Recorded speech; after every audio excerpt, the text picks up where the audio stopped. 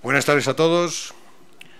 En primer lugar, agradecer vuestra presencia y vuestra asistencia en esta tarde sobre este debate de la prisión permanente no revisable. Y quería presentaros a don Juan Carlos Quer, que yo creo que falta hace poco, os necesita poca presentación, desgraciadamente, él como el padre de otras víctimas, sabéis por qué está aquí, y también a don Francisco David Cubero, magistrado, que suele colaborar con esta casa impartiendo diversos cursos y actualmente, no voy a leer su currículum por lo extenso que es, fundamentalmente su cargo actual está de magistrado de la Audiencia Provincial en la sección 16 de Madrid. Él es un ponente habitual, tiene muchísimas conferencias, cursos, además de su trayectoria como juez y magistrado. Sí querría deciros, para que de alguna manera podamos todos, si tenemos curiosidad, hacer algún tipo de pregunta, que se os facilite en unas tarjetitas para que realicéis las preguntas que consideréis y podamos sometérselas a nuestros ponentes para que las contesten. Digamos, tendremos 30 o 35 minutos, más o menos, después de que cada uno dé su opinión y exprese lo que considera sobre la prisión permanente. Dicho esto, y por petición expresa de don Juan Carlos Quer, quería, antes de que inicien sus exposiciones, quería que dedicáramos todos un minuto de silencio por todas las víctimas que no vamos a enumerar porque es por todos conocidas. Por tanto, si os parece, dedicamos ese minuto e iniciamos la sesión.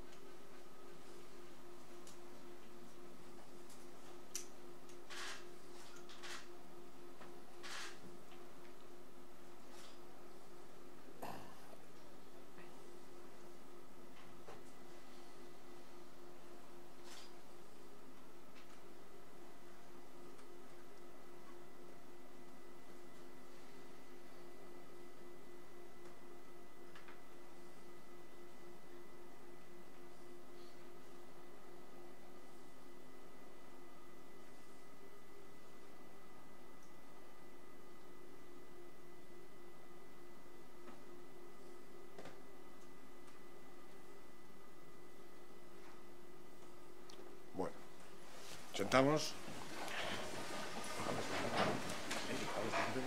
Sí. Bueno, pues vamos a iniciar empezando con nuestro amigo el señor magistrado, que haga su exposición. Os ruego a todos que las preguntas, como os decía, las vayáis preparando para que nos las pasen, para luego que podamos realizar esas preguntas. Don David, cuando quieras.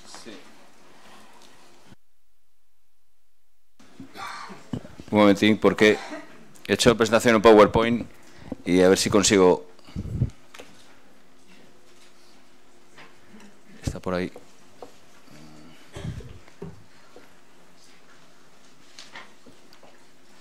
A los empleados del colegio, ¿me podéis poner la presentación en PowerPoint en la pantalla?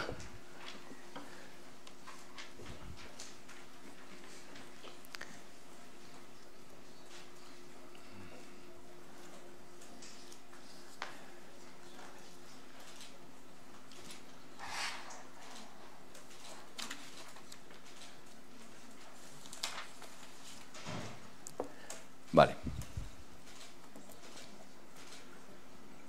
Esto es. Bueno, en primer lugar, buenas tardes a todos. Bueno, me ha presentado Raúl. Para mí, pues es muy especial estar aquí, ¿no? Como bien sabéis, soy colaborador habitual del turno de oficio, profesor del turno de oficio desde el año 1989. Algunos de vosotros a lo mejor no había nacido todavía. Soy juez por oposición desde 1986, o sea, 32 años. y concretamente esta tarde, desde las 3:30 de la tarde, en este mismo salón de actos, he estado impartiendo una charla, una formación sobre conformidades y juicio oral a compañeros del turno de oficio. Bueno, pues para mí estar aquí en esta casa, como podéis comprender, significa algo muy especial, ¿no? En cierta manera me siento como en casa, es la pura verdad, ¿no? Que siendo un magistrado es difícil decir eso en el Colegio de Abogados, ¿no?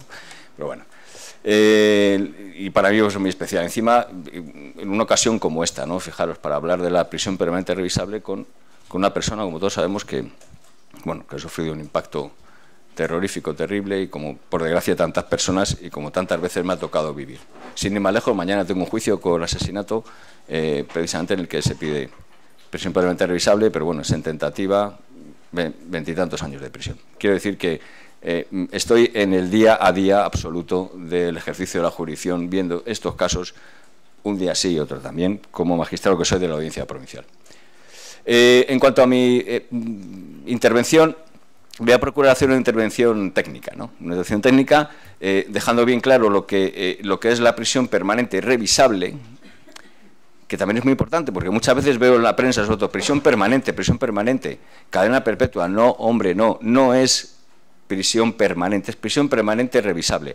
Luego podemos discutir si la revisabilidad, si no sé qué, si no sé cuántos, pero bueno, eso es lo primero que quería dejar bien claro, es decir, que es que no es una cadena perpetua. La idea general que tiene el legislador es la de la revisión, es decir, la de la posibilidad de que... perdonad porque no consigo... Ahora. Es decir, la posibilidad de que este tipo de penas sean sometidas a revisión, es muy importante. También hay algo que me llama muchísimo la atención. Bueno, no debería llamarme tanto, ¿no? Pero bueno, siendo el país que somos, ¿no? Me da mucha atención cierta agresividad verbal que se produce en torno a este tema, ¿no? Es algo realmente extraordinario, ¿no? O sea, me llama la atención, ¿no? Que haya tanta virulencia, tanto enfrentamiento. Lo vimos justamente, pues posiblemente en el lugar en el que se debe ser más sosegado, ¿no? Que es en el Congreso de los Diputados, ¿no? Esto es algo que a mí me llama mucho la atención, pero bueno, como digo, no debería extrañar, ¿no? Porque si uno ve, por ejemplo, los foros de coches, que tienen un Volkswagen se enfadan con los que tienen un Renault, ¿no? Entonces, claro, si partimos de esa base, pero se enfadan de verdad, ¿eh? Y pues partimos de esa base, pues puedo llegar a comprender, aunque no alcance tampoco a verlo claro, ese enfrentamiento entre los que hablan de la prisión permanente revisable y los que están en contra de la prisión permanente revisable. Hay que quitarle hierro al asunto. Ya bastante dramático es encontrarse con estas situaciones, ya bastante dramático es ver en qué tipo de supuestos se aplica la prisión permanente revisable, que ya de por sí son dramáticos, ver las consecuencias que puede tener. Bueno, pues nosotros somos técnicos, somos personas que estamos en un foro como es el del Colegio de Abogados, que tiene que estar destinado precisamente a la reflexión, a hablar tranquilamente, a debatir, por supuesto, a opinar, pero siempre desde esa óptica de la serenidad y de lo que es mejor y más eficaz para la sociedad en la que vivimos. Bien, perdonar. Es que no tengo aquí. ¿Podéis accionar para que...? Eso es.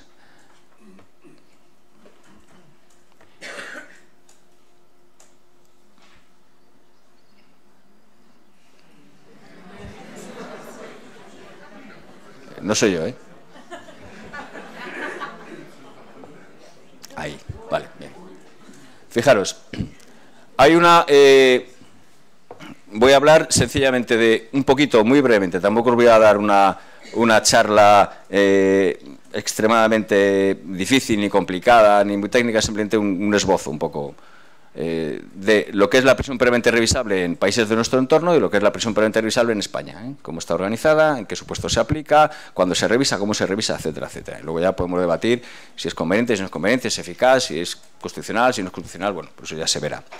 Fijaros, hay una sentencia muy emblemática, pero mucho, y muy antigua, como veis, del Tribunal Constitucional Alemán de 21 de junio de 1977. En la Constitución alemana existe un parágrafo, es que además los alemanes son muy graciosos, en vez de decir artículos dicen parágrafos, no sé por qué. Bueno, en un parágrafo de la Constitución alemana hay, bueno, es una redacción que nuestros legisladores del año 78 literalmente copiaron de la Constitución alemana en el artículo 25, y es que las penas están orientadas a la reinserción, y es algo en lo que, lógicamente, todos estamos absolutamente de acuerdo, ¿no? Que las penas tienen que ir orientadas a la reinserción, porque precisamente en la medida que consigamos reinsertar a las personas delincuentes, conseguiremos evitar que cuando salgan de la prisión cometan delitos. Por tanto, es una cuestión absolutamente elemental. Con la reinserción cumplimos muchos objetivos, entre otros también la prevención, lógicamente. Y en la legislación penal alemana existe una figura muy similar a la prisión permanente revisable. Si queréis, una pequeña diferencia es que en el Código Penal alemán la revisión, estoy hablando de memoria, pero vamos, la revisión es a los 15 años y en el Código Penal español, como luego veremos, la posibilidad de revisión es a los 25 años. La idea del legislador español y la idea también del legislador de los países de nuestro entorno cultural es: vamos a imponer una pena que no tenga un límite temporal, y a partir de determinados momentos y con determinados requisitos, si se comprueba que esa persona está reinsertada, si se comprueba que esa persona ya no constituye un peligro para la sociedad, pues vamos a darle una oportunidad. Esa es la idea, ¿no? Simplemente el no poner límites. Este tipo de situaciones, para que veáis, no son tan extrañas en el derecho penal español. En el derecho penal español tenemos las medidas de seguridad. Como bien sabéis, las medidas de seguridad no son exactamente penas. Las medidas de seguridad es la respuesta que da el Código Penal a las personas que sufren una alteración psíquica y que a consecuencia de esa alteración psíquica cometen un delito. En estos casos, en las medidas de seguridad, que son lógicamente diferentes en cuanto a su enfoque a las penas, cabe también la posibilidad de que se impongan medidas de seguridad durante un tiempo bastante largo y son también susceptibles de revisión. Concretamente, y digo para que lo sepáis, pues yo soy el ponente de una resolución que ha sido además muy criticada, que es el de una persona que mató en un ataque de locura con una exención total de responsabilidad criminal, un ataque psicótico, mató a 3 personas y hirió a 7. Después de 14 años de internamiento en el centro psiquiátrico de Foncalén, se ha comprobado que esta persona está curada, se ha comprobado que esta persona ya no constituye un peligro para los demás porque está absolutamente curada, y con unas fortísimas medidas de control que directamente llevamos desde mi tribunal, con un control por doble vía o por triple vía, esta persona está en libertad, pero está controlada. Es decir, que no es tampoco extraño a nuestra legislación el imponer soluciones penales que luego son susceptibles de revisión, ¿no?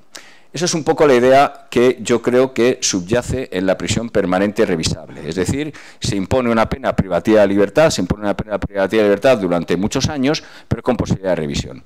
Y justamente eso es lo que, o por lo que considera el Tribunal Constitucional alemán, que no es contraria a la Constitución alemana.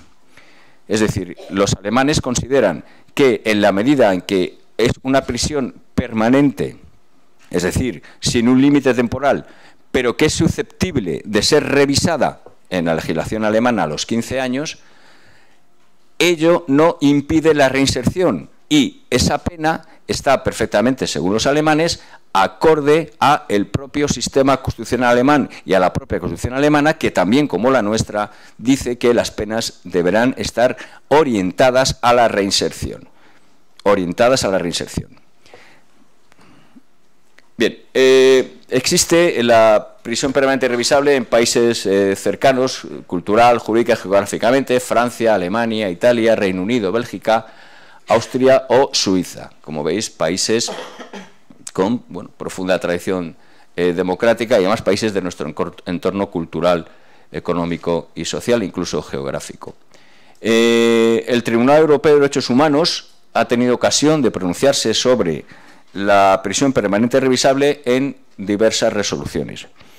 Unas, caso Kafka-Karis contra Chipre, caso Meixner contra Alemania, más sentencias del Tribunal Europeo de Derechos Humanos, el caso Boudin contra Francia, más reciente, sentencia del Tribunal Europeo de Derechos Humanos de 9 de julio de 2013, caso Winter, sentencia del Tribunal Europeo de Derechos Humanos de 3 de febrero de 2015, caso Hutchinson. Bueno, el que tenga curiosidad, pues ahí las tiene.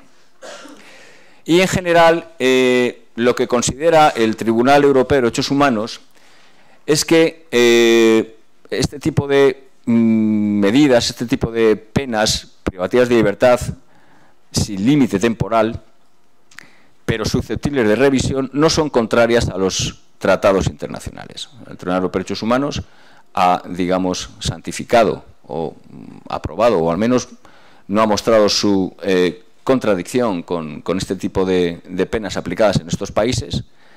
No son exactamente, a lo mejor, desde el punto de vista técnico, exactamente lo mismo que la prisión permanente revisable en España, pero sí son similares. Y, lógicamente, lo ha aprobado o ha considerado que son acordes a los tratados internacionales siempre y cuando se reserve, en primer lugar, a delitos especialmente graves, ¿no?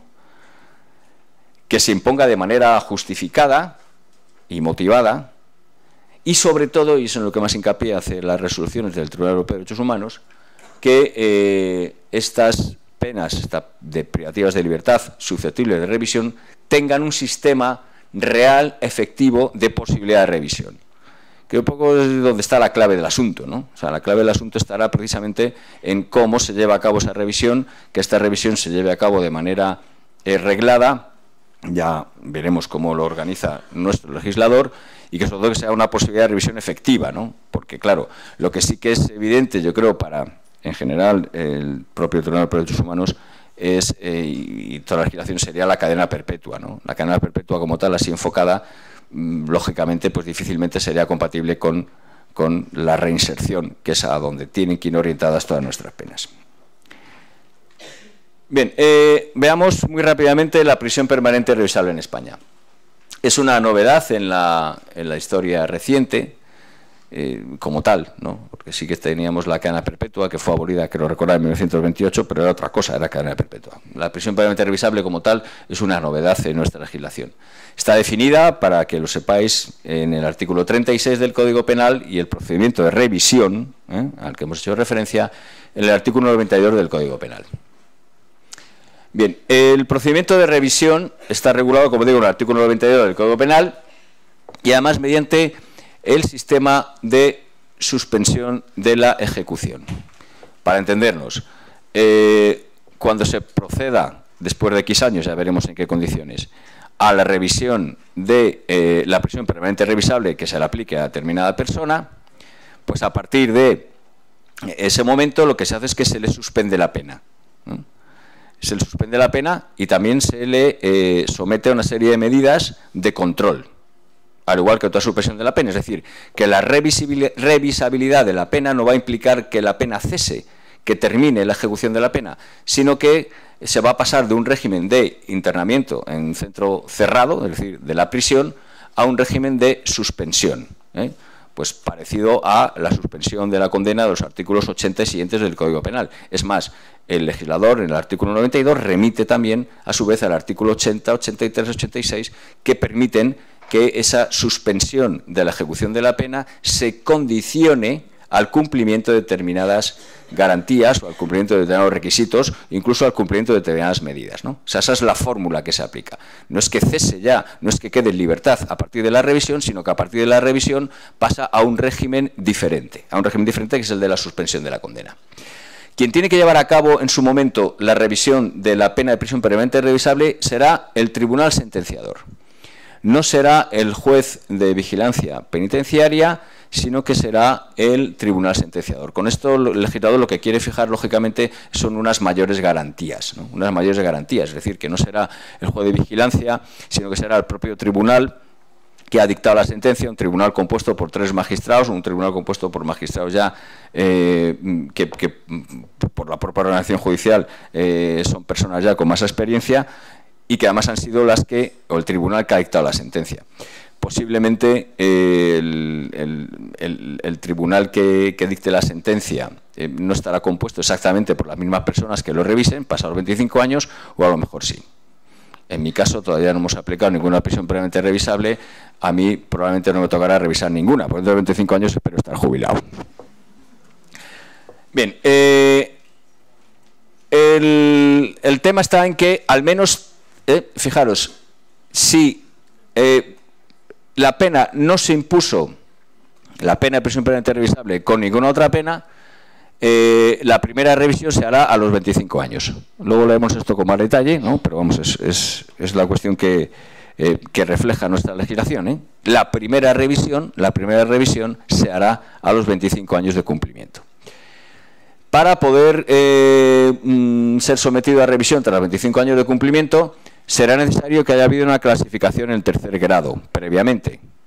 Bueno, pues es parecido al sistema que hay actualmente para conceder la libertad condicional. Es decir, el tercer grado, pues en general se considera un requisito indispensable previo para conceder la libertad condicional. Pues aquí pasa igual. Para someter a una persona a revisión de la pena de prisión previamente revisable será preciso que previamente haya adquirido o le ha sido concedido, haya ganado el tercer grado. Y a su vez, para el tercer grado, luego lo veremos, pues también se exigen unos requisitos un poquito más difíciles que en el caso de que no se haya aplicado una pena de prisión permanente revisable. Se endurecen los requisitos.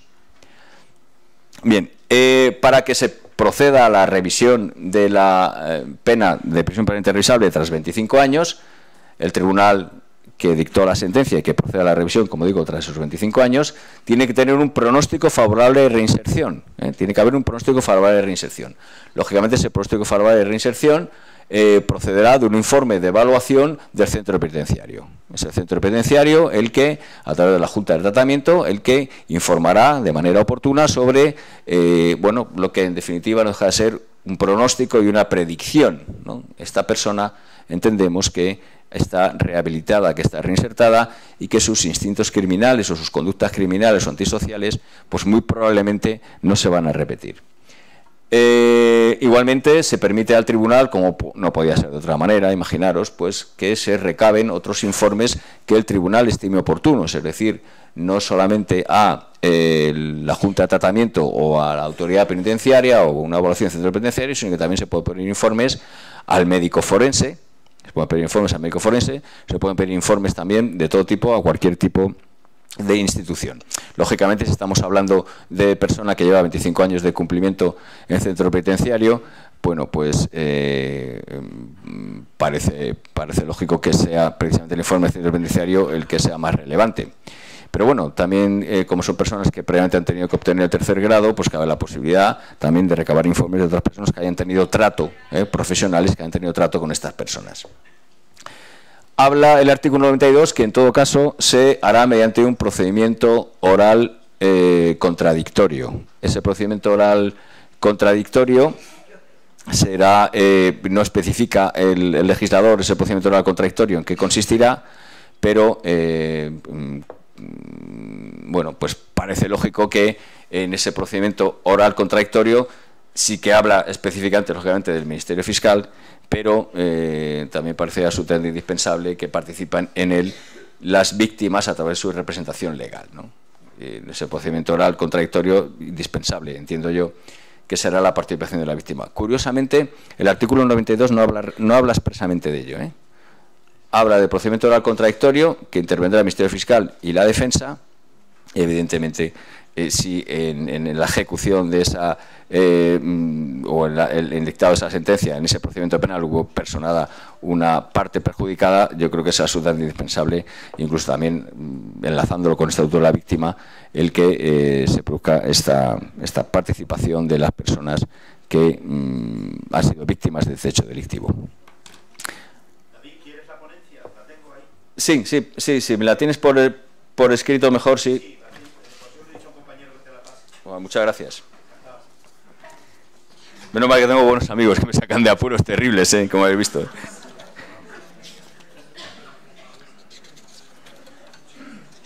Bueno, mientras que recuperamos la visión podemos seguir.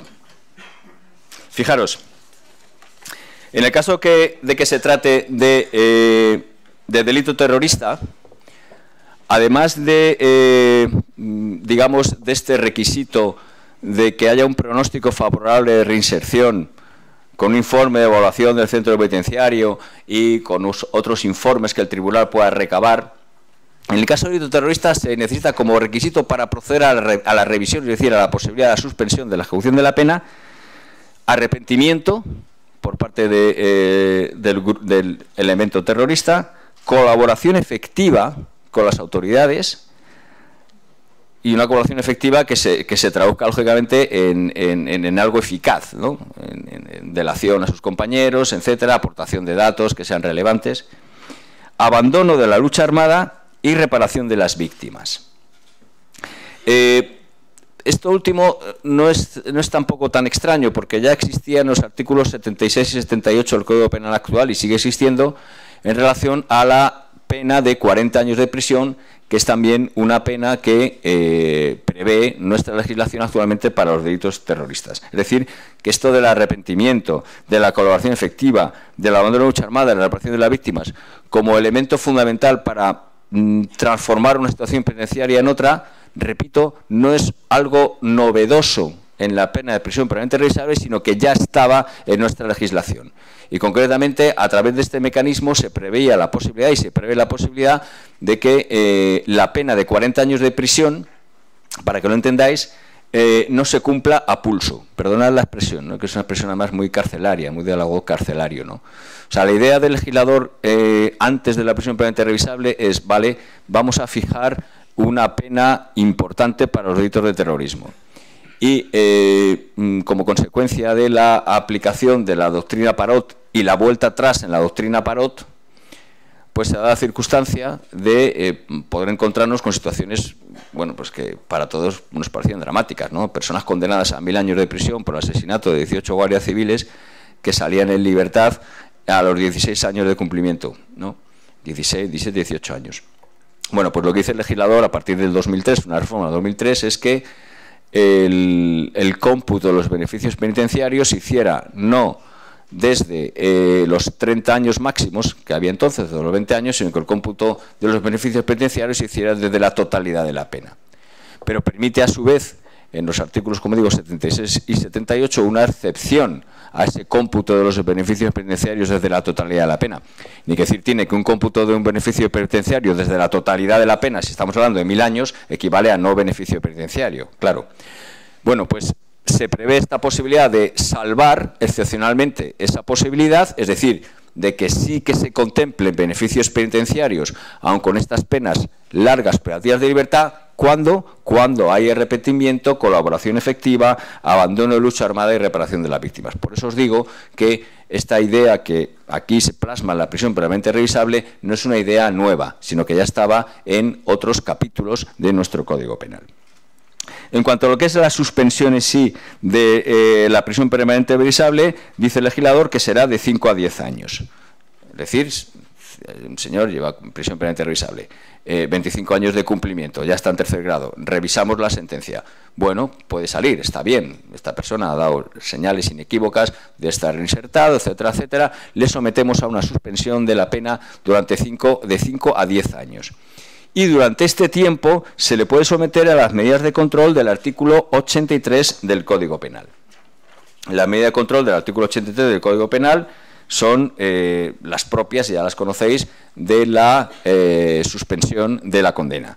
Y estas medidas del artículo 83 pues pueden ser desde la colocación de una pulsera de control electrónico, sometimiento a tratamiento específico, a programas de reeducación especiales, prohibición de acudir a determinados lugares, prohibición de ausentarse de determinados lugares, prohibición de acudir a determinados centros, locales, establecimientos, etcétera, etcétera. A lo largo de este periodo de suspensión, posterior, digamos, a la revisión, se pueden modificar, alterar o incluso levantar o alzar dichas medidas. Existe también, lógicamente, la posibilidad de revocación de la suspensión. Es decir, si una persona se le somete se le impone la pena de prisión permanente revisable, a los 25 años se le revisa, sí señor, este señor pues parece razonable que pueda salir, a los señales clarísimas de reinserción, vamos a someterle a una suspensión de la condena, vamos a someterle a su vez a una serie de medidas, lógicamente si no cumple las medidas, para entendernos, si vuelve a las andadas, perdonad la expresión popular, pues lógicamente se le revocará la suspensión y cumplirá el resto de la pena. La revisión se hará cada 2 años, es decir, cada 2 años, una vez acordada la revisión, se replanteará por parte del tribunal la posibilidad de seguir con las medidas o alzarlas o modificarlas, y cabe también la posibilidad de que esta revisión se haga a petición del penado. El propio penado diga, revíseme usted las medidas, levántemelas, hágame más fácil la vida, pero incluso el tribunal puede imponer que esa petición de revisión no sea atendida si no es de año en año. Es decir, que la petición de revisión por parte del penado también en un momento dado se puede llegar a limitar. Bien.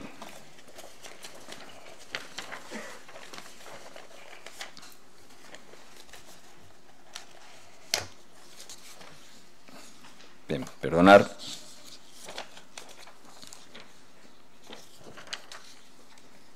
¿Cómo andamos de tiempo? 2 minutitos. Bueno, un par de horas más y ya termino. Muy rápidamente, sí, porque yo creo que ya la cuestión ya está bastante solventada. Simplemente ya, muy a vuela pluma. Ya os he dicho que, además de esta posibilidad de revisión, también, digamos, se altera el régimen general para la obtención del tercer grado. En este caso, igualmente, la clasificación en tercer grado será hecha por el propio tribunal sentenciador y la salvedad es que no se podrá progresar al tercer grado al menos hasta 20 años de cumplimiento en caso de delito terrorista y no se podrá progresar al tercer grado al menos hasta 15 años en el resto de los delitos. Y en cuanto a los permisos penitenciarios, igual, se endurecen los permisos penitenciarios. Y en concreto no se puede disfrutar de permiso de salida antes de los 18 años de cumplimiento en el caso de delito terrorista y no se podrá disfrutar de permisos de salida antes de los 8 años en delitos de otro tipo. Bien. Por último, vamos a ver los supuestos de aplicación. En cuanto al supuesto de aplicación, se aplicará la prisión previamente revisable. Hay varios supuestos. En el asesinato, en el llamado asesinato agravado del artículo 140 del Código Penal. Es decir, cuando se produzca un asesinato y este asesinato sea de un menor de 16 años o persona vulnerable. Aquí hablamos de personas discapacitadas o de personas especialmente vulnerables por sus condiciones psicofísicas. Cuando sea un delito subsiguiente a delito contra la libertad sexual cometido por el propio autor. Es decir, asesinato de un menor de 16 años, asesinato de una persona con discapacidad o especialmente vulnerable. Subsiguiente a, otro supuesto de aplicación de la prisión preventiva revisable, a delito contra la libertad sexual cometido por el propio autor. Cuarto lugar, asesinato, pero fijaros bien, asesinato, cometido por grupo u organización criminal. Igualmente, cuando estemos hablando de 2 o más víctimas, igualmente los delitos de terrorismo, igualmente en, que lo tenía puesto en la otra presentación de PowerPoint, en esta no, pero ya lo digo, en los delitos de genocidio y también en los delitos de magnicidio. Asesinato de jefe del Estado extranjero. Y hay una peculiaridad en cuanto a la curiosa, ¿no? En cuanto a la pena de prisión previamente revisable, y es que fijaros, en todos los casos estamos hablando de asesinato, ¿no? Asesinato, muerte, pum, pum, pum, pum. Bueno, pues hay un supuesto de aplicación de la prisión permanente revisable que se producirá, o que se produce, o que se puede imponer, aun cuando no haya resultado de muerte, y es en la agresión sexual cometida dentro o en el contexto de un delito de genocidio.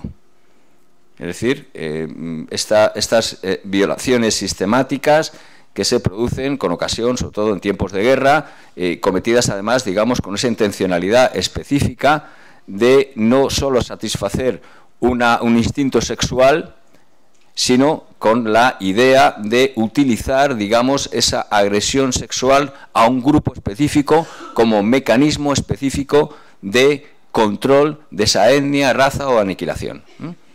O sea que, fijaros, incluso en supuestos de no específicamente muerte de una persona, sino con la agresión sexual, en el caso concreto de delito de genocidio, si además lleva aparejado la agresión sexual, se produce.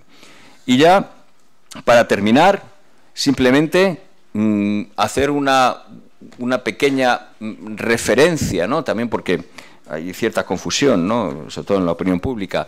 Fijaros, tenemos que tener, para que se aplique la prisión previamente revisable, un asesinato, y por tanto primero tenemos que tener los requisitos del asesinato, y luego que ese asesinato recaiga sobre las personas o situaciones que expresamente se han señalado.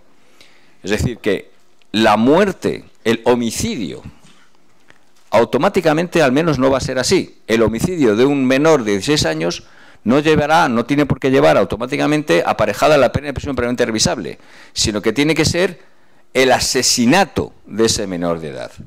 Es decir, el homicidio producido de una manera específica. Y entonces es cuando tendremos la prisión permanente revisable. Bueno, os lo recuerdo, lo sabemos todos, pero bueno, supuesto de asesinato, alevosía, empleo de medios o formas que tiendan a asegurar el resultado sin riesgo propio, por precio, recompensa o promesa, ensañamiento, o para facilitar la comisión de otro delito o evitar que se descubra. Entonces, por tanto, primero tenemos que tener un asesinato y luego un asesinato de menor de 16 años o persona vulnerable, un asesinato subsiguiente a delito contra la libertad sexual, un asesinato cometido por grupo o organización criminal, un asesinato en el que haya habido 2 o más víctimas, etcétera. Si no, no será posible aplicar la prisión permanente revisable. En fin, ya termino, Raúl. Conclusión final.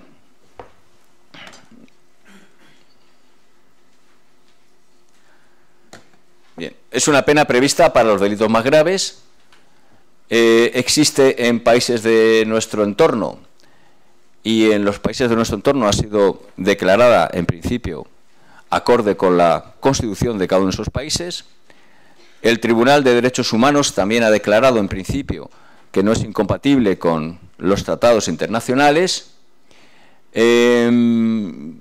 Ya sabemos que se ha planteado su constitucionalidad o no ante el Tribunal Constitucional y que tenemos que esperar a que el Tribunal Constitucional, si antes no es derogada, claro, se pronuncie sobre ello. Y por último, que es una regulación, pues si se quiere, pues algo más dura que la de países de nuestro entorno, siendo así que tampoco es una, digamos, regulación muy extraña, muy diferente de la que hay en los países de nuestro entorno. Quedo a vuestra disposición para las preguntas que queráis realizar. Bueno, yo quería haceros, antes de dar la palabra a don Juan Carlos, algunas reflexiones, puesto que todos somos abogados. ¿Me oís? ¿Ahora sí? Bueno, digo que, en primer lugar, deciros que nada de lo que opinemos, ni en mi caso, ni el resto de compañeros de la mesa, tiene por qué suscribirlo el Colegio de Abogados. Son opiniones personales, razonamientos personales, totalmente respetables y que no implican ningún reconocimiento institucional. Yo quería deciros que a mí se me suscitan, y creo que también a vosotros, como abogados en ejercicio, algunas cuestiones que están un poco al margen del tecnicismo que podemos emplear en la jornada. En primer lugar, yo creo que todos somos conscientes de que el régimen penitenciario es un fracaso. El régimen penitenciario es un fracaso en cualquiera de sus versiones. Se han probado, como sabéis, regímenes penitenciarios suaves, leves, duros, muy duros y extremos, y al final el objetivo de la pena, que como sabéis tiene una función retributiva, que esa siempre se cumple más o menos, y una función de reinserción. Yo conozco pocos casos realmente que se haya conseguido la reinserción. ¿Por qué? Porque creo que como la justicia en general y la justicia con mayúsculas es una cuestión de dinero, y a pocos les interesa realmente que las personas privadas de libertad realmente se reinserten. Dicho esto, también es un ejemplo, por eso está aquí don David Cubero, de pulcritud en el cumplimiento de esas medidas sustitutivas o de comprobación cuando nos encontramos ante una persona que tiene un eximente, por ejemplo, por algún tipo de enfermedad mental. La realidad nos dice que, por desgracia, los tribunales no son capaces de controlar, ni el régimen penitenciario, las salidas de personas que siguen padeciendo esa enfermedad. Con lo cual, lo que estamos poniendo en circulación es una bomba de relojería que es cuestión de tiempo que vuelva a estallar. ¿Por qué? Porque nadie tutela cuando una persona tiene una enfermedad mental, si sigue el tratamiento, no lo sigue, lo toma o lo deja de tomar. Y creo además, dando un paso más allá, si en algún momento, igual que nos vendieron que existían los Reyes Magos, nos vendieron que en virtud del contractualismo, y sobre todo Rousseau, cuando nos hablaba de que el hombre, para abandonar el estado de naturaleza en aquella época sin nombre, sin tiempo y sin número, decidió apartarse de la justicia privada para ceder la justicia en nombre del Estado, para que el Estado administrara la justicia, creo que todos debemos exigir al poder político, especialmente al legislador, que es el que traza las líneas maestras, y lógicamente al Ejecutivo, que después le corresponde vigilar esto junto con el Poder Judicial, que ya que hemos cedido ese espacio al poder público, sea el que nos garantice a todos los ciudadanos unos márgenes de seguridad, de libertad y de absoluta protección, puesto que si la seguridad la delego, es para que se cumpla. Por tanto, más allá de opiniones políticas más o menos interesadas, de sesudos argumentos jurídicos que podamos realizar, a la vista de cómo está el artículo 92, por ejemplo, habréis comprobado lo difícil, lo complicada que es la aplicación del artículo 92. Pero es más, con buen criterio nos dice David, yo espero que no me toque revisar ninguna pena. ¿Os imagináis la revisión de una pena 25 años después, que ya no creo que quede nadie del tribunal? No porque, hombre, no les deseamos la muerte a nadie, pero habrá jubilaciones, habrá traslados, y que tres magistrados totalmente diferentes, con posturas distintas, con los cambios legislativos, puedan determinar sobre la revisión o no de estas personas. Yo os mando un poco estas ideas para que todos reflexionemos, y ahora doy paso a don Juan Carlos Quer para que él, como ciudadano, como padre, nos traslade también la sensibilidad de un ciudadano que ha sufrido en sus carnes una desgracia de esta naturaleza, y que de alguna manera nos dé una visión no tan técnica y que nos ponga de alguna manera qué es lo que sienten también los ciudadanos, o una gran parte de los ciudadanos. Juan Carlos, cuando quieras. Buenas tardes a todos. En primer lugar, mi más sincero agradecimiento al Ilustre Colegio de Abogados por permitir que un ciudadano anónimo esté aquí, exponiendo una realidad social, que es lo que nosotros podemos intentar elevar y transmitir a nuestra clase política. Decirles también mi admiración al trabajo de todos ustedes, porque con su trabajo diario están contribuyendo a que nuestra sociedad sea una sociedad más justa y más segura. Y por ello estamos todos aquí, también yo. Y a pesar de ser un ciudadano anónimo,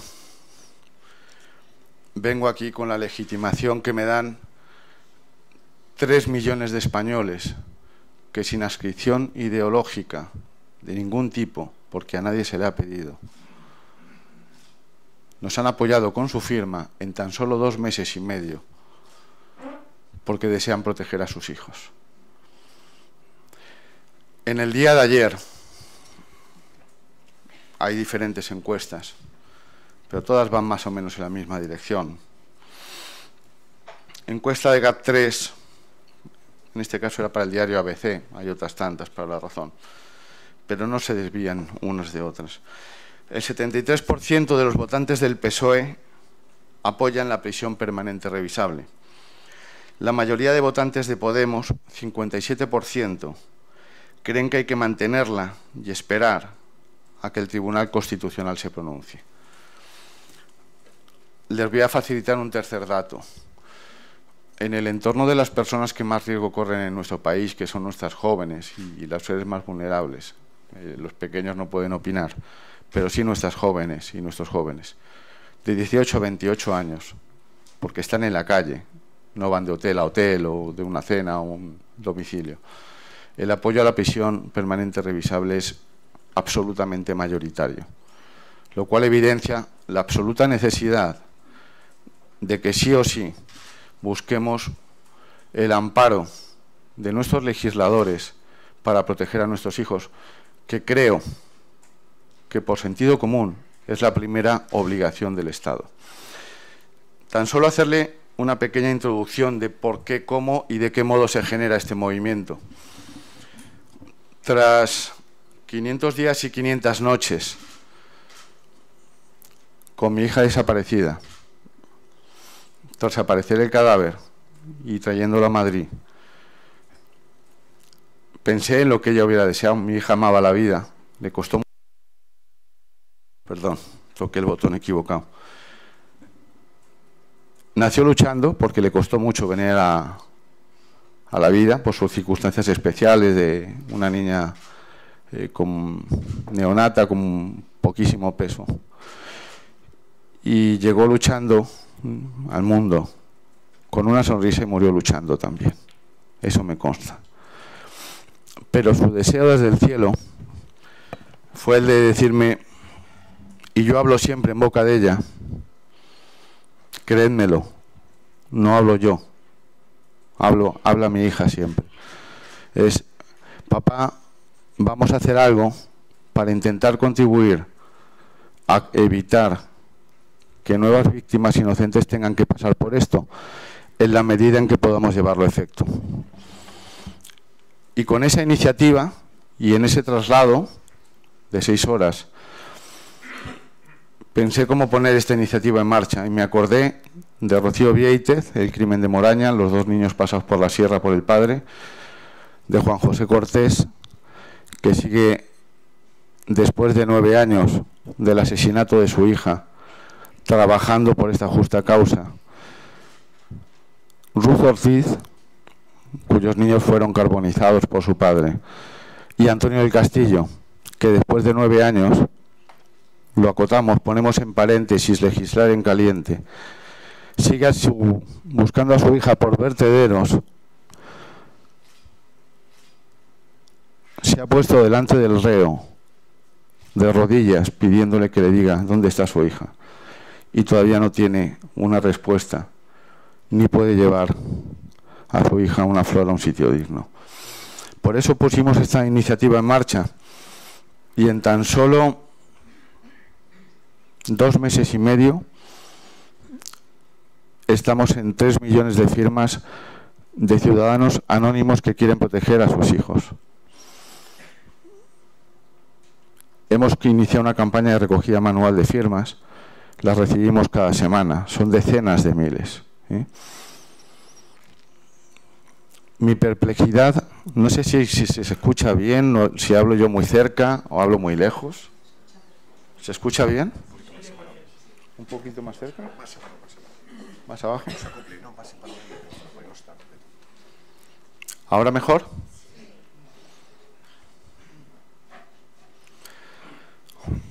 Mi perplejidad de todo lo que he podido escuchar y observar en estos 3 meses. El mensaje de nuestros hijos, lo que colgamos en una web improvisada que tenía 6.000 firmas con Rocío Vieitez, era: tu protección es nuestra lucha. Ese es el mensaje de nuestros hijos. Intentar que no quedara su trágico desenlace en una nueva página de sucesos. Y por eso llamé a estos padres sin preguntarles cuál era su ideología, porque no hacía falta. Les invité al funeral de mi hija porque entendía que ella hubiera querido que estuvieran ahí. Y nos conocimos 10 minutos después de terminar el funeral. Y lo digo porque efectivamente es así. Jamás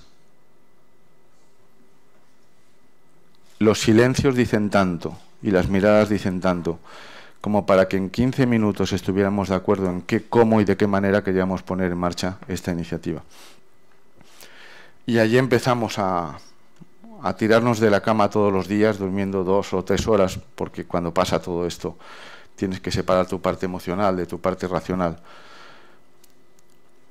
Y a lo largo de todo esto, lo que he escuchado, ojalá que alguien reflexione algún día sobre ello, ha sido, permitidme, porque en este caso sí que creo que estoy en la obligación de decirlo, que un ciudadano de este país, don Pablo Iglesias, hablase de venganza y de revancha en un mensaje limpio y tan bonito como tu protección es nuestra lucha. Estoy al margen de cualquier ideología política, jamás he pertenecido a político alguno.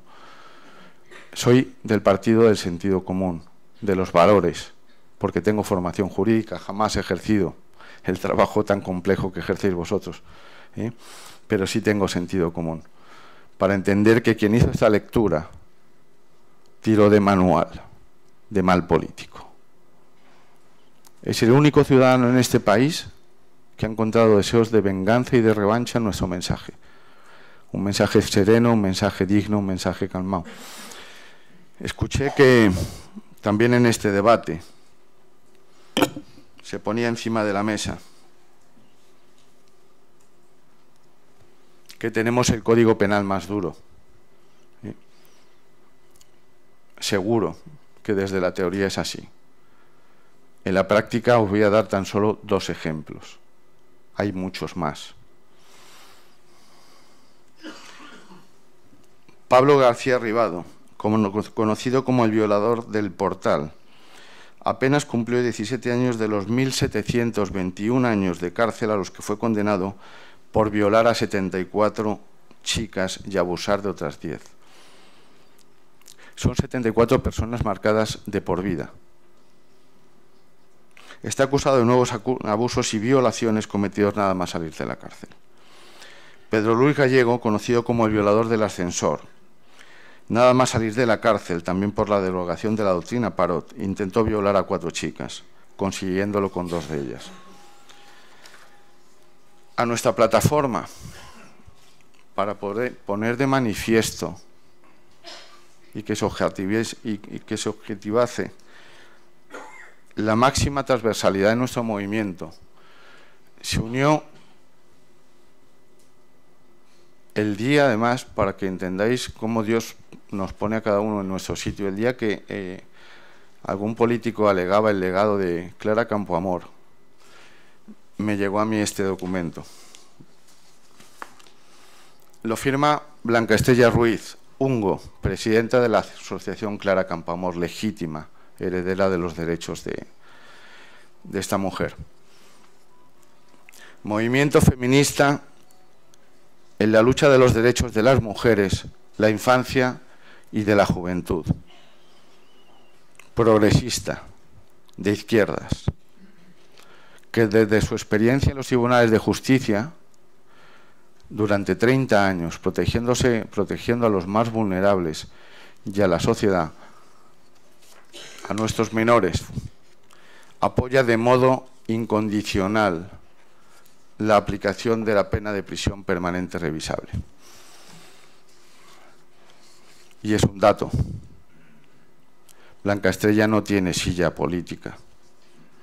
Blanca Estrella está de tribunal en tribunal, hablando con asistencia penitenciaria, intentando poner en valor y en justicia la vida de los menores, la vida de las mujeres que son violadas, la vida de las jóvenes. Han hablado de que esto es una cadena perpetua. Este es un mensaje que yo no quiero calificar siquiera desde determinadas posiciones políticas. Es intentar tomarnos a todos los españoles por tontos. Porque los 3 objetivos de la pena, el carácter punitivo, el de la reinserción, previa rehabilitación, están perfectamente objetivadas en la pena de prisión permanente revisable.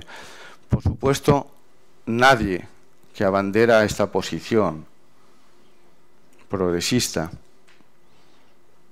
pone de manifiesto que llegamos tarde en la aplicación de esta pena porque nuestro ámbito comunitario, a excepción de Croacia y Portugal, todas las sociedades tienen este tipo de pena cualificado para delitos que son, y esto hay que ponerlo de manifiesto, no es un coladero. Esta pena está prevista solamente para supuestos de extraordinaria crueldad, de extraordinaria gravedad, entre otros, sobre los seres más vulnerables de nuestra sociedad, nuestras jóvenes y nuestros menores. Es indigno, y eso sí que lo pongo de manifiesto, que se intente hacer tactismo político y utilizar la vida de los seres más inocentes como caladero de votos. Eso es absolutamente indigno. Yo entiendo el juego de la política, pero no con este asunto. Y desde ese sentido apelo a la humanidad y a los valores de toda nuestra clase política para entender que un tema tan sensible como este jamás debiera ser objeto de tactismo político. Hablan de legislar en caliente. Eso es lo que nos decían. Como estas víctimas hacen mucho ruido, pretenden que se legisle en caliente. Creo que nuestro mensaje ha sido un mensaje sereno, digno. Ayer estábamos con 7.000 personas en Huelva, que seguro que son de todas las adscripciones políticas, porque a nadie se le pide. No había una sola pancarta de cadena de muerte, de cadena perpetua. Simplemente había dignidad, respeto, ponían en evidencia la sociedad tan solidaria que tenemos. Y finalmente decían: no estáis solos, estamos con vosotros, porque la fuerza de nuestro movimiento no la dan 5 familias, la damos todos los españoles. Y por eso desde aquí, como siempre hago campaña, change.org, y no vale una sola firma. La digital la tenemos todos. Pero hay un descargable, un documento que podemos descargar manualmente para acceder a firmas de nuestros mayores, de personas que no tienen acceso a medios digitales. Y ese movimiento de 2,5 millones, 3 millones en este momento de españoles, con las firmas recogidas manuales y digitales, multiplicado por 10, mirad dónde nos pondría. Por lo tanto, que no se haga tactismo político, que no se desinforme a la sociedad, que se entienda que nuestro derecho comparado ya existe y además avalado por el Tribunal de Derechos Humanos, lo cual es un dato. La vigente normativa está avalada por el Consejo de Estado, está avalada por el Consejo del Poder Judicial, está avalada por el Consejo Fiscal y cumple los objetivos de reinserción que establece la Constitución. Cuando menos parecería prudente no legislar, porque ya está legislado, la ley ya existe y tiene tan solo 2 años de vigencia. Parecería prudente que quien recurre ante el Tribunal Constitucional tuviera la serenidad y no el tactismo político de intentar derogar una norma sin que nuestro único tribunal competente para decir si esta norma se ajusta a derechos, se ajusta a nuestra Constitución, tomara su resolución. Eso es falta de coherencia política. Eso es, yo le llamo tactismo político. Cuando salen tantos y tantos jueces de la línea de siempre, pronunciándose sobre yo opino. Claro, opinan siempre lo mismo, frente a esos 50 y otros 50 que opinan lo contrario. Pero en este caso, el único competente para opinar sobre esta circunstancia es el Tribunal Constitucional. Y las reglas del juego democrático de este país nos llevaría a todos a mantener la serenidad. Por ello pedimos a todos los grupos parlamentarios, a todos, que nos recibieran para exponer el porqué de las razones que motivan nuestra petición.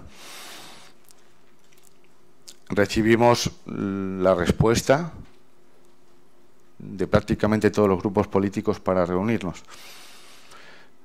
Aquellos que no están de acuerdo con la derogación de la pena de prisión permanente, en apoyo de la derogación de la pena de prisión permanente revisable, les pedimos una solución alternativa. Y la respuesta que obtuvimos fue silencio, silencio y silencio. Propugnan valores que todos los que estamos aquí seguro que apoyamos. Más recursos para la reinserción, más recursos para el sistema penitenciario, más recursos para... Por supuestísimo que más recursos, claro que sí. Pero por encima de todo, demos una alternativa y una solución efectiva que ampare y proteja a nuestras jóvenes y a las menores. Algún periodista progresista el otro día en una entrevista de radio me decía, en una entrevista de televisión fue, populismo punitivo, volvemos al siglo XVIII. Y yo le respondía, ¿le parece a usted que es una conquista social la ley de violencia de género que ampare la violencia machista y que ha conseguido el mayor consenso, yo creo que el único consenso entre nuestra clase política en este momento? Obviamente la respuesta es sí, es una conquista social legítima y lícita. Pues a mí me parecería antiguo, me parecería que no tiene coherencia el intentar que nuestra clase política obtuviera un consenso en la misma ley, en la misma línea de la ley de violencia de género, para amparar a nuestras jóvenes y a nuestros niños. Quiero decirle que parece que es una anécdota, que no te va a tocar nunca. La ruleta de la muerte nos llega a todos, desafortunadamente. Ayer había 17 víctimas de crímenes atroces en Huelva. Y es la obligación de todos no vivir esto como un reality show que nos ponemos cuando se nos mandan todos estos mensajes televisivos, con tanto morbo y con tanta falta de respeto para la familia. También hay un código deontológico y un trabajo por efectuar en el ámbito del tratamiento de este tipo de información en los medios de comunicación. Con lo cual parecería razonable que los progresistas estuvieran trabajando de modo activo para proteger a nuestros jóvenes y a nuestras menores, porque no todo es violencia de género. A mi hija no la violó, como se acreditará en el procedimiento, no la asesinó, ni la depositó en un pozo 500 días y 500 noches su novio, ni nadie con la que tenía relación. Por lo tanto, sí a la ley de violencia de género, conquista social, sí obligación de todos nuestros grupos parlamentarios de llegar a un consenso a este respecto. Voy mucho más breve.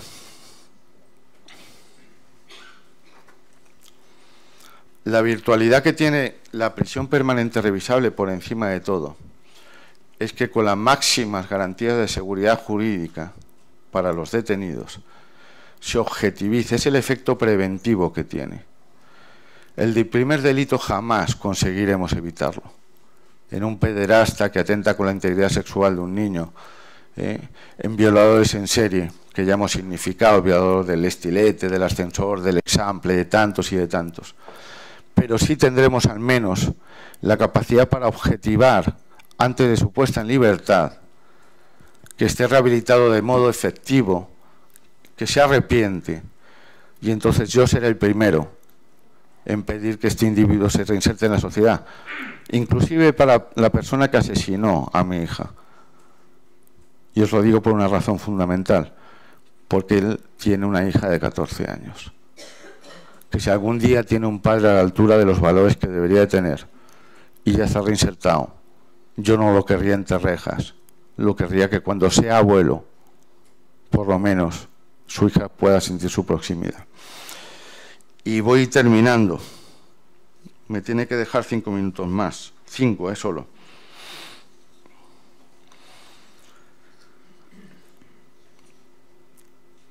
No evitaremos el primer delito.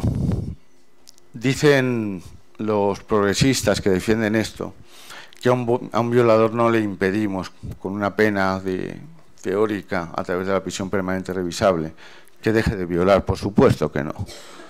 Lo que sí que evitamos es poner nuevos cadáveres de víctimas inocentes encima de la mesa, porque estos individuos en el ámbito penitenciario se muestran como si fueran las monjas de la caridad. Nuestro sistema penal vigente tiene un vacío legal terrible, y es que no se puede exigir a este tipo de delincuentes extraordinariamente peligrosos el que hagan los cursos de rehabilitación que le ofrecen instituciones penitenciarias. Ni tan siquiera le podemos exigir que muestre arrepentimiento. Por lo tanto, creo que la sociedad, en este caso, si le brinda el derecho, que no la obligación, pero su puesta en libertad va a suponer un nuevo cadáver encima de la mesa, la obligación de la sociedad es protegerlo. Y finalmente, un llamamiento en un sentido. Que todos seamos capaces de elevar el clamor popular a nuestra clase política para que sí o sí esté a la altura. Que entiendan la absoluta necesidad de llegar a un consenso sobre este punto, al igual que se llegó con la ley de violencia de género. Más prevención, más reeducación, por supuesto que sí. Pero cuando Compromís, cuando este tipo de grupos defienden que la única solución es reeducar y prevenir, prácticamente estarían planteando abramos las puertas de la celda porque todos los que estamos aquí somos los únicos culpables de que estos señores estén donde están. Y que no se me olvide jamás, porque es de justicia. No existe un estatuto del desaparecido. Un desaparecido en este país no tiene ningún derecho, distinto de la regulación obsoleta que consta para la declaración de ausencia en el Código Penal. Y por último, y muy importante también, adopten ustedes, que pueden hacerlo a través de las instancias que correspondan, para que jamás se produzcan juicios paralelos sobre este tipo de temas y que las filtraciones con cartas vendidas por los delincuentes a los medios de comunicación o filtradas desde los juzgados, y en este sentido el magistrado tendrá mayor experiencia. Yo me quedo helado cuando recibo cartas o comunicaciones en los medios de difusión de decisiones de máxima trascendencia que no han sido ni siquiera notificadas a nuestra representación letrada. Y eso nos deja en absoluta indefensión. Y contra eso nadie hace nada. Y por último, si buscamos eficiencia en la justicia, sepan ustedes que este individuo que atentó contra la vida de mi hija, que 4 meses después metía en un maletero a una segunda víctima, que 2 angelitos de la guarda evitaron que acabara violada y en el mismo pozo, que había violado a la hermana de su mujer previamente. Consigamos entre todos que no se jacten de nuestro sistema penitenciario. Vende la carta por 10.000 euros y encima que eso se difunda públicamente. En pro, señoría, de la defensa de un procedimiento serio y riguroso que tengo todo el legítimo derecho de exigir para mi hija. Y muchísimas gracias por su respeto y por su atención.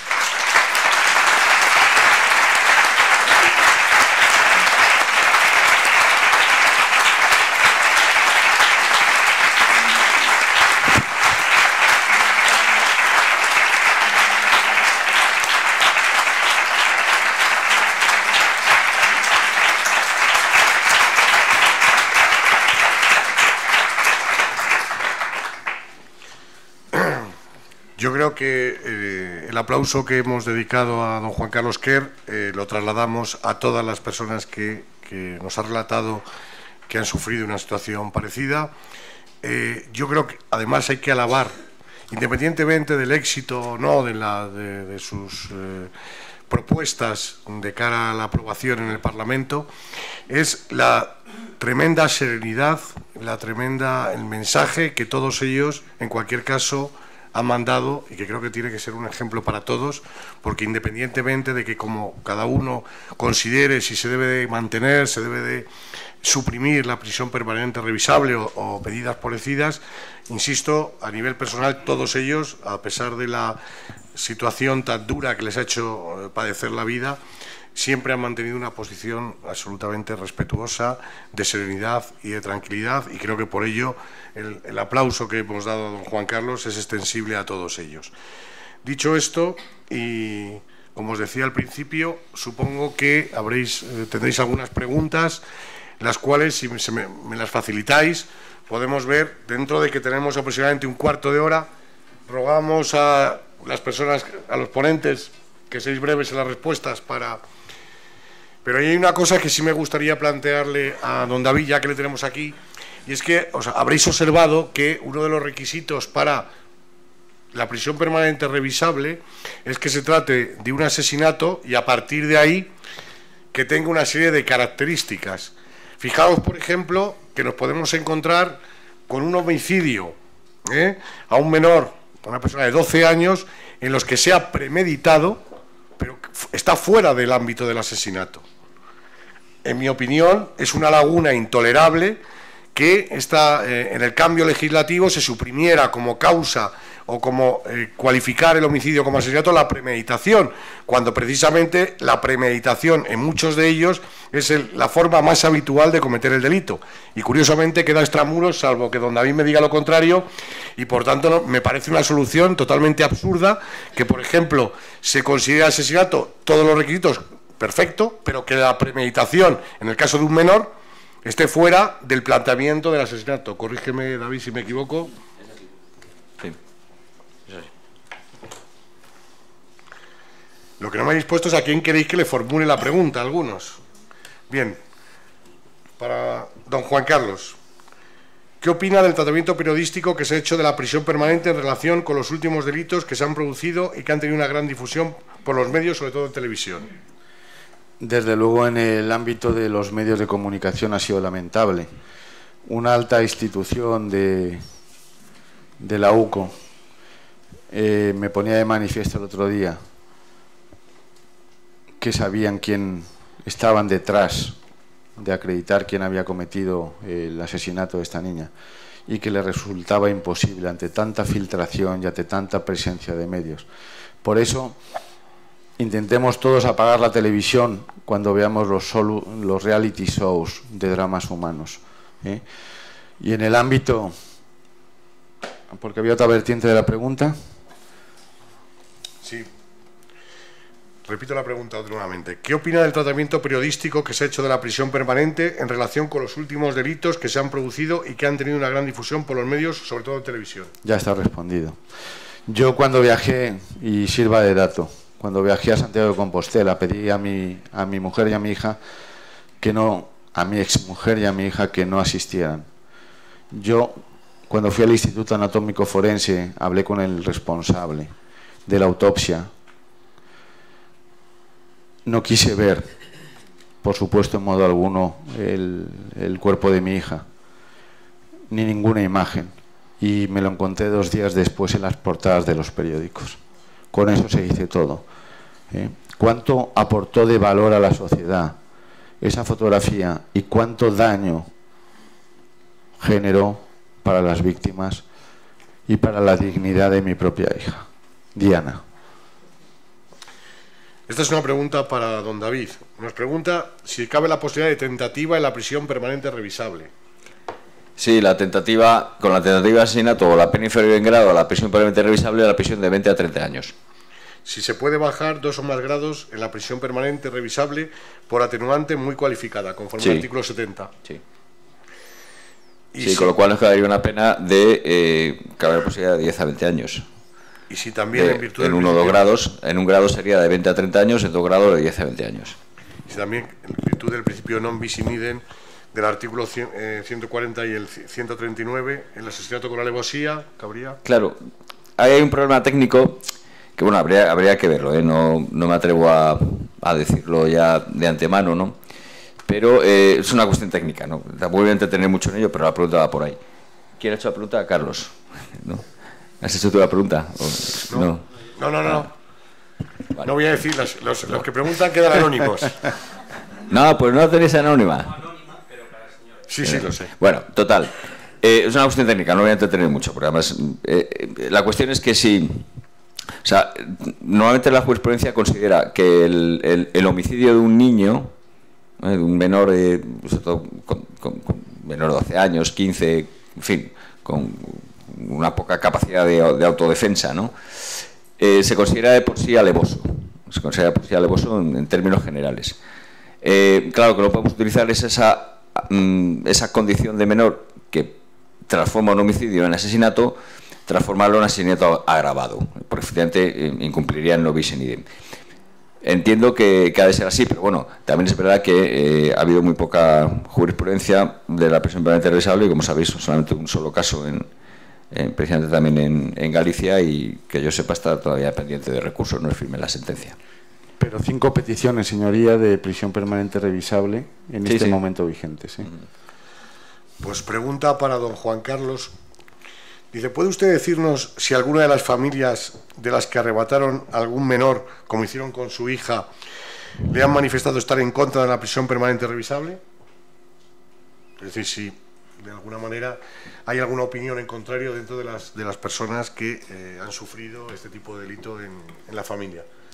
No, existe un criterio unánime de solicitar la aplicación de la pena de prisión permanente revisable. Y saldrá a los medios de comunicación algo que será interesante escuchar también, de cómo a veces hay que sentir en tu propia familia el dolor para cambiar tu posicionamiento, que ahora mismo no lo puedo significar. También le preguntan qué cree usted que sucederá finalmente con la legislación española, es decir, si se mantendrá la prisión revisable o se suprimirá. ¿Usted cree que...? Le puedo asegurar que la prisión permanente revisable, con las matizaciones en la certidumbre de la seguridad jurídica, no sé si serán 15, 20 o 25, ahí, no sé si será un matiz el que haya que aclarar en un concepto o en otro. La prisión permanente revisable, mientras todos los ciudadanos españoles de bien, y somos 8 de cada 10, queramos proteger a nuestros hijos, con su contribución les aseguro que sí o sí se va a quedar. Pregunta para don David, es una pregunta un poco genérica, dice, ¿no es más adecuado, más de política criminal, no es más adecuado cumplir bien las medidas tras la prisión que incrementar los años de condena? Preguntan. Sí. Eso está claro, ¿no? Es evidente que el incremento de los años de condena, es que vamos a ver, donde hay que poner el foco es en la reinserción. Es donde hay que poner el foco, en la reinserción. Sea prisión permanente revisable, sea la aplicación de cualquier pena. Y en ese sentido, las penas tienen que ser proporcionadas, lo ha dicho el Tribunal Europeo de Derechos Humanos. Sí, vale, prisión permanente revisable es posible, no es contraria, pero, hombre, hay que reservarla a delitos muy graves, ¿no? Como así es. Y a mí sí que me parece que a veces nuestra legislación y nuestro sistema penal pues falla precisamente en eso, ¿no? En el control de las personas una vez que salen de prisión, ¿no? Y no solamente un control, digamos, de privación de libertad, sino pues un control a través de otros mecanismos, ¿no?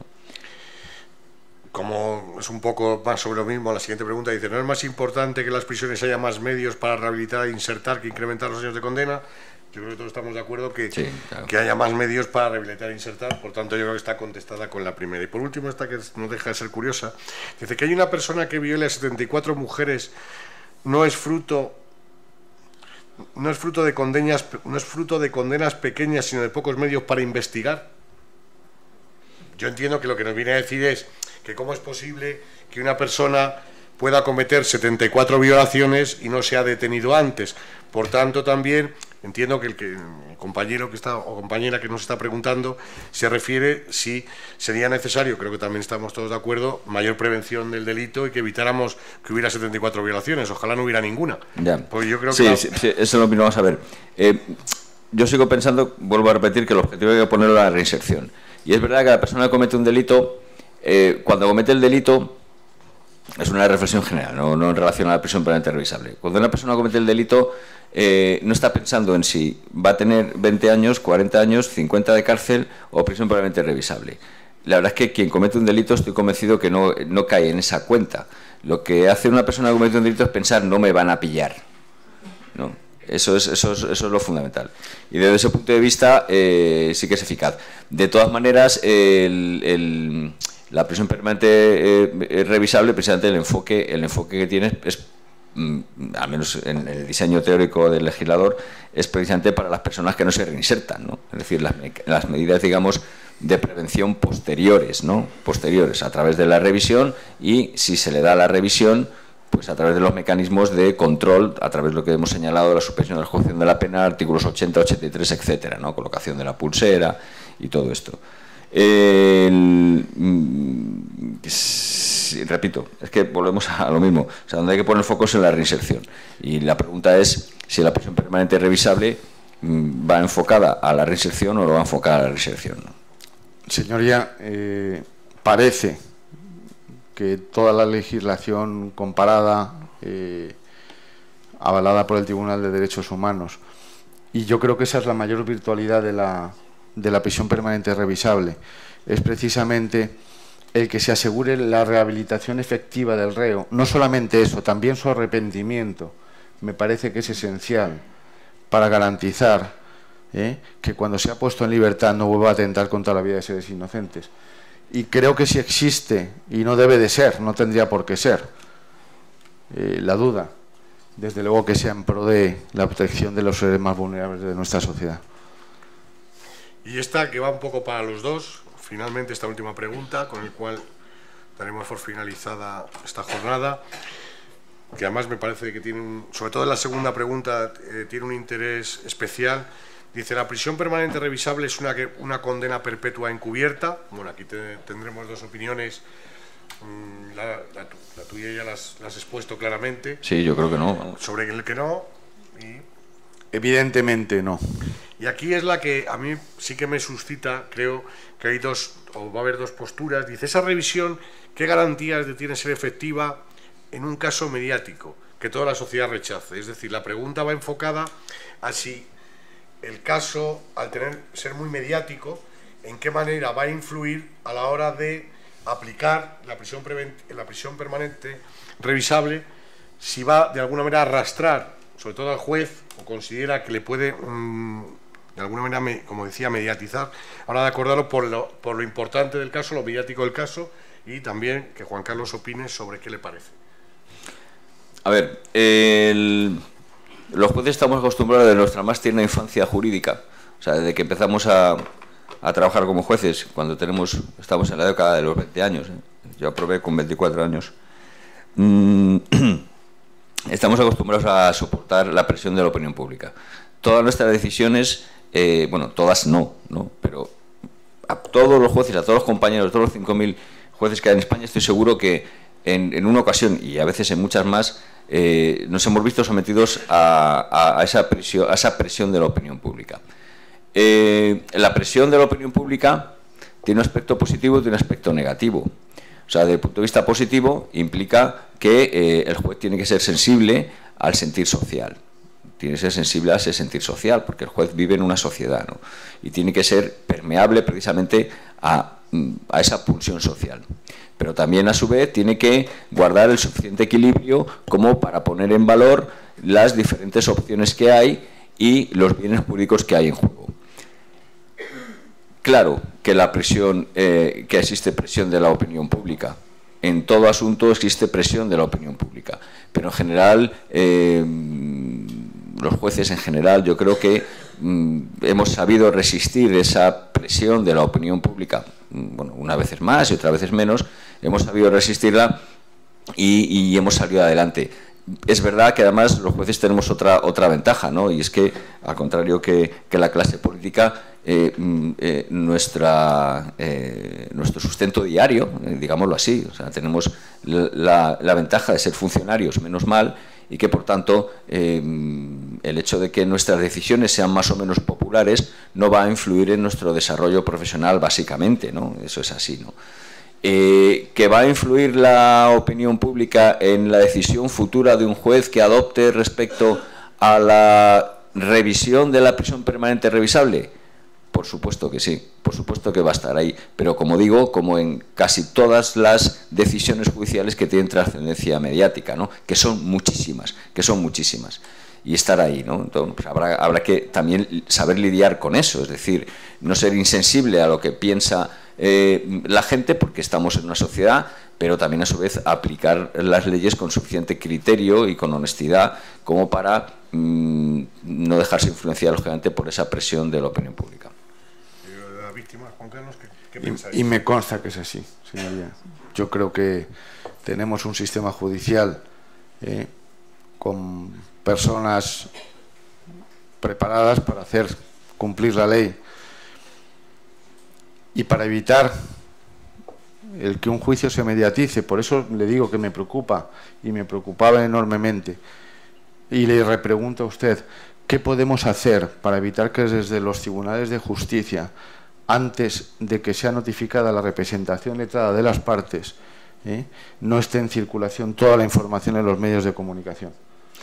Bueno, eso es un tema muy complejo, muy complicado, ¿no? A nosotros también nos pasa lo contrario. Los recursos de las partes a veces nos enteramos antes por la prensa, ¿no? Yo he tenido ejemplos ahora muy recientes, ¿no? Y además era la manera de intentar presionarlos, ¿no? O sea, primero anuncio el recurso, hago una campaña más específica contra este juez o contra este otro, en concreto contra mí, pero bueno, en fin, da igual, porque hay campañas para todos, ¿no? Y entonces te encuentras también con ese problema, ¿no? Dices, caramba, mira, la decisión, o sea, el recurso que me va a presentar ya lo he visto en la prensa el día anterior. Cuando la filtración sale del propio juzgado, que no digo que pase en ocasiones, bueno, la cantidad de gente que participa, no sé, imaginemos, por ejemplo, en una investigación criminal, ¿no? En una autopsia, ¿no?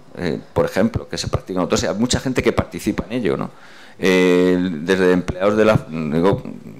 por ejemplo, no quiero echar culpa a nadie, por Dios, ¿no? O sea, vamos, empleados de la funeraria, el conserje del Instituto de Anatómico Forense, los mozos que han practicado no sé qué, que han ayudado allí con el cadáver, luego no sé qué, la policía, no sé quién que pasaba por allí. O sea, hay tantísima gente que participa en una investigación criminal o que puede tener conocimiento de esa investigación criminal que se hace muy difícil controlar eficazmente eso.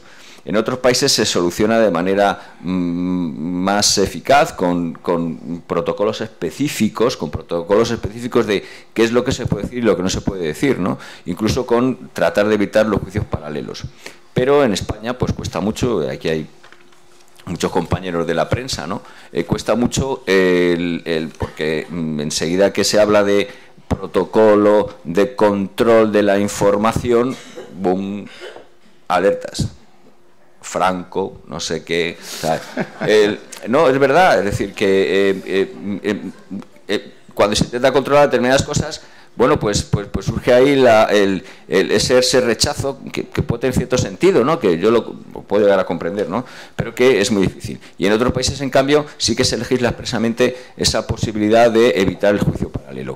Pero también es muy difícil, ¿no? O sea, vemos los tabloides ingleses, ¿no? Bueno, no quiero citar expresamente, o incluso también algún alemán, ¿no? Cómo publican cosas y tal, o sea que, y eso se hace muy difícil.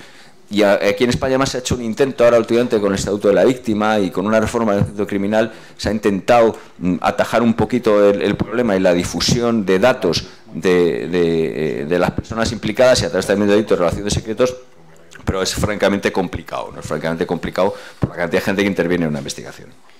Muy bien, pues nuevamente agradeceros a todos vuestra presencia y damos por finalizada esta jornada recordándoos que el próximo día 16 de abril tendremos la segunda parte con también opiniones, digamos, más críticas o más contrarias a la prisión permanente revisable. Gracias a todos por vuestra asistencia.